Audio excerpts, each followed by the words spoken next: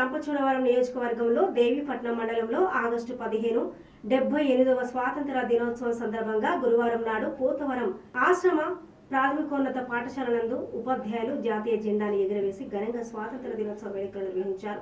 ఈ సందర్భంగా విద్యార్థులు, పాఠశాల సిబ్బంది పలు సంస్కృతి ఆటలు, పాటలు, పోటీలు కార్యక్రమాలు నిర్వహించి ఈ పోటీలో గెలుపొందిన విద్యార్థులకు పాఠశాల సిబ్బంది బహుమతులు అందజేశారు. ఈ కార్యక్రమంలో హెచ్ఎం కోసు వీరపు దొర, డిప్యూటీ వార్డెన్ కుంజం మల్లికార్జున దొర, గ్రామ పెద్దలు తుర్రం రామకృష్ణ, తుర్రం కనకరాజు, తుర్రం సుబ్బారావు, కె సూర్యప్రకాష్, ఎం రాజు మరియు పాఠశాల సిబ్బంది తదితరులు పాల్గొన్నారు.